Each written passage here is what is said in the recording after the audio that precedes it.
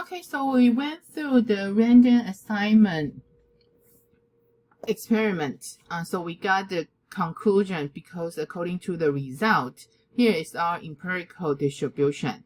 So then here is our observed data. So the visualization is not clear to say where this location is. So that's why we need to calculate the tail area from here. So then we need to see the p-value. So here, in order to calculate the tail area, so we can have all the data, the simulation data compared to our observed data. So that is the simulated difference. So this one, simulated diffs, is the array for all the simulation data. We do the compare assignment. If they are greater or equal to observed data, so then they will have an array produced is either true or false. So then we find the sum. Okay, so that will be all the true. So according to this one, how many true here? We divide by, we went through 10,000 experiment, with 10,000 simulation. So that's why we find here the area before, okay, actually after, okay, here's observed data.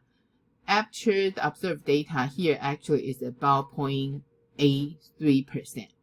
So since it's less than 1%, so our conclusion, we use 1% cutoff. So this one, either you use 5% or 1%, either way they are from in the tail. So, but like we say for medical cases, we prefer you to use the 1% cutoff.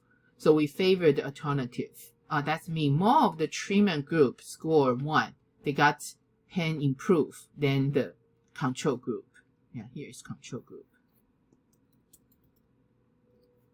So that's our demonstration. Yeah, so you can see our demonstration earlier that the procedure step by step actually is pretty similar to our example from lecture 19. But they do have some differences. So let's do a little comparison between the example we have last lecture about the newborn weight experiment and our Botox example for today. The most important thing for these two examples is about the data generation. So the newborn's weight example, we have almost 1,200 data, but they are observational sample. Okay, so we don't know how the data, how the sample being selected from. We just collect the data that we have that. So that's we call that observational sample.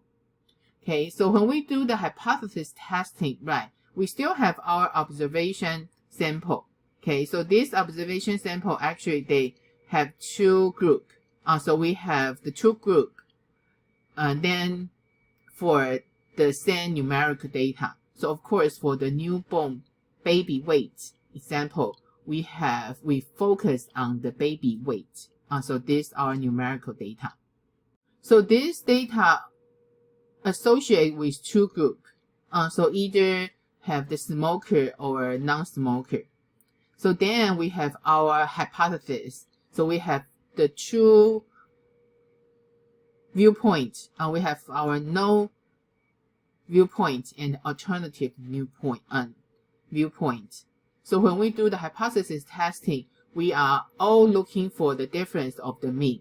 And also about our simulation, we need to apply the permutation because that's our sample data. We just have to reproduce again and again about the simulation data. So that's we shuffle the label to simulate from the according to the null hypothesis. So after we done, right, so then we will, according to our simulation result, we see the compared to the observed data and empirical distribution. Okay, so then we will have our conclusion. Either favor our null hypothesis or alternative hypothesis. But either way, we only can get is association conclusion. For example, in the baby weight example, our alternative C is the baby from smoker, the weight is lighter than from non-smoker. So that's association, right? We see this relationship, they are associated with each other, okay? But we didn't really say any conclusion or not. The reason is this is observational sample, and we don't know how the sample, each sample, maybe they have different background or environment, so that we cannot make sure. So in order to make the causational conclusion, we need to make sure our data generation came from randomized control experiment. So your data need to select by random. So that's our Botox example. You select the individual by random. They all have similar background or similar situation or something. So then we blind them to assign them to either control group or treatment group. Okay. So then since we have two group, right? So we still have the two sample, or you can say two group, and then their numerical data. So in the Botox example, our numerical data is just a result. They either choose 1 or 0. 1 means you improve, the pain improve, or 0, they don't have any difference. Okay, so then after we have our sample data, when we want to do the hypothesis testing, the same thing, we're looking for the difference of the mean. So in order to do the simulation many times, we need to do the permutation testing. So the same thing, we shuffle the label, because from the null hypothesis, we say both group, both sample, they came from the population. So they don't have differences, the different distribution from the population. Okay, so that's why we can shuffle the label. So then we can do our simulation again and again. Okay. So then from here, this one, right, in today's example, we do show you, right, we favor the alternatives. Okay, so that's why you can see the treatment group did score 1 more than the control group. So this one, even you just say like that, right? But also because our treatment group and control group, the differences is only their treatment. So our treatment is with the Botox. So that's why we can say here, right? So Botox did help with the pain improvement. Okay, so that we can do the causation conclusion. Okay, so one thing you need to understand, causation conclusion, they have the reason and the result. Okay, so that's very more restricted association. Okay, so causation actually is a subset of the association. Okay, so earlier our example about the newborn baby, we just said we cannot make causation conclusion, but we didn't say it's impossible, or we just said we cannot conclude like that. We need to maybe do more information or more and redo the sample, but they do have that association is.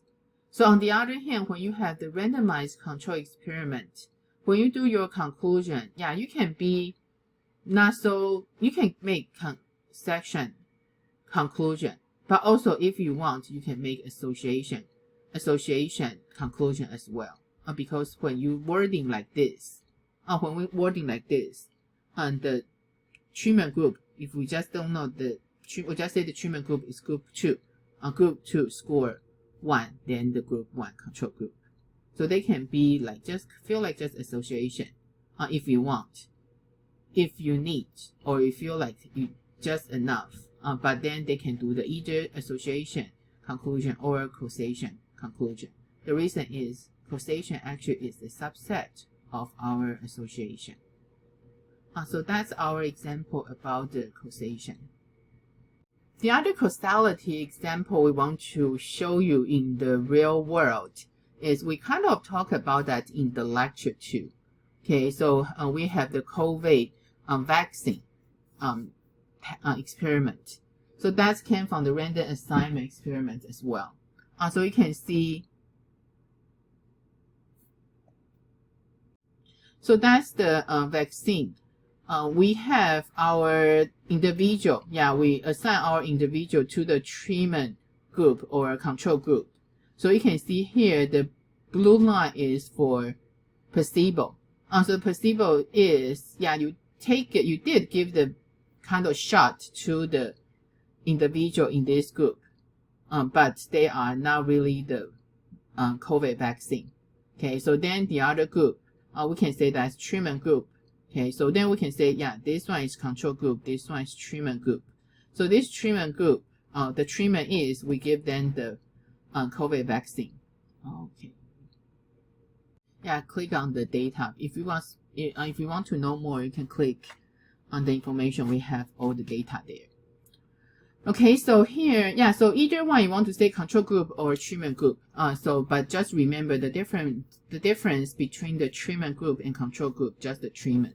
So if this one we say the treatment is the COVID vaccine, okay, so then again I press on. Yeah, I think I cannot click on here. They just go onto the source. Okay, so then you can see here, right? So that's our the treatment group. So they have the COVID vaccine. So this is our control group. We just give them the placebo. So just maybe the water or something. So then you can see on the time, that's the days goes by. So then you can see that's the cumulative incident rate. Okay, so how many, maybe it's how many times they got the COVID. But this one here actually is percentage. So we can see with the vaccine injection, so yeah, pretty much very flat for the incident. But the placebo for people didn't get the COVID vaccine. So then the incident happen will, when time goes by, this incident will happen, have more chance to happen. Okay, so that's our lecture 20. We talk about causality. So in this week, we talk about causality, and next lecture we will talk about the p-value error. So since you need to prepare for your midterm exam, so we don't have any lab or homework assignment for this week. Instead, it's good you can do the, we have the midterm review document, so you can work on that and discuss with your classmate. So our midterm exam will happen 24 hours. I will have the midterm exam open 24 hours on Monday, week 9. So then please, the midterm exam is 2 hours. So please have your 2 hours ready without any distribution from anything, because your exam, once you start, is no break. So before you start your exam, please make sure you have your, you can access your Jupyter notebook. You can access your previous homework. Okay, so one thing is please make sure you have that handy before you start your midterm exam. So during the midterm exam, if you have anything happen, like the internet down or something, please make sure you send me message through Canvas as soon as you can, so we can find the solution for that. Okay, so yeah, don't forget to discuss with your classmate, and also I will encourage you guys to get together to maybe have a study group or something to start prepare your midterm exam together. So after we finish the lecture 21, so that's all we cover for the midterm exam. So that's lecture 20.